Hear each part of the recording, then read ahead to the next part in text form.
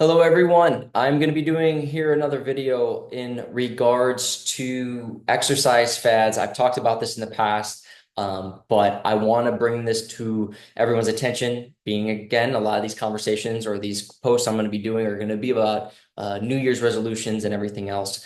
In no way am I ever going to tell any of you not to do something. I try really hard because I don't want to ever limit somebody's creativity or their motivations for trying new things. It's everyone's journey. If someone wants to do it, they're going to do it anyway. Whether they take my professional opinion or not, it's a matter of it's your journey. So what I'm going to get at here is when we start the new year, for a lot of people, it's like, all right, let's get on a plan. Totally get it. I like plans too. I enjoy it. Keeps there's a structure to it. It keeps you honest. It keeps us in what it is that we're doing. That being said, when it comes to exercise fads, a lot of people say, do this one, not that one. Don't do that. Don't do that. And there's certain things where that might be true, depending on where you are, any sort of limitations, any sort of injuries, etc. Finding yourself where you are. That being said, I want you all, if you're trying something new, or you're trying a new program, or you're trying something that you've put money into, you've put time into, you put investment into, what I will say is a couple things. Find what it is that you love about it.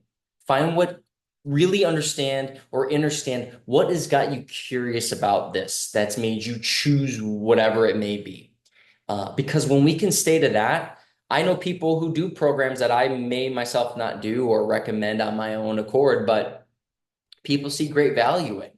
And I want that for all of you. So whatever got that person to stay with it and stay inspired, they found something when I've talked to them, they found something specific that made them go, hey, I really want to explore this because everybody wants to lose weight to some capacity. A lot of people want to gain, strength. A lot of people want to feel better. Like that's a pretty common goal that I hear 99% of the time. It gets brought up some way or some shape, some form.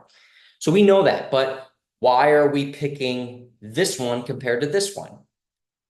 And some people go, well, I know this one says I can lose weight. So does this one. But why this one? Why did we pick this? And you're going to start to see, from me, I'm going to keep asking a lot of you all who are listening to really ask yourself why. If it's just, hey, I'm really curious. This seems very interesting. Great place to start, but go a little bit deeper. Give yourself that permission because the more you go into really understanding what's giving you that spark of life, that spark of curiosity, that spark of motivation, now we can really get to the bottom of, okay, hey, we're not just focusing on all the things that were bad in our life or the things that were making us feel like a not amazing way. Now we get to do the same thing that what's giving us motivation. Well, let's explore it. Let's really understand why. And you might realize going through it, whoever you are, that you found something you love and you found, hey, this is why I'm really curious about trying this one out. It could be friends were doing it and they saw changes and you trust them, right? It could be, hey, I really like how they incorporate the jumping aspect. I really like how I like the trainers. They just give me that motivation.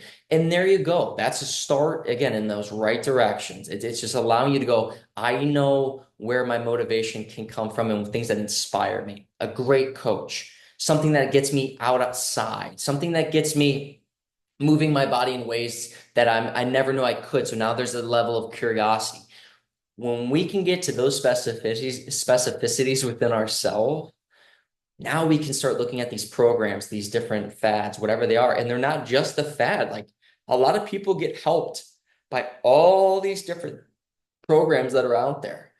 And they're not just all, well, that one's bad, mine's good. Not necessarily. There's people who will see no value in what I'm doing. Some people will see great value. It's just the reality of the situation. There's too many people, too many different ways of viewing the world that are going to go, respect you, or hey, that's great, but I'm going to go with this one.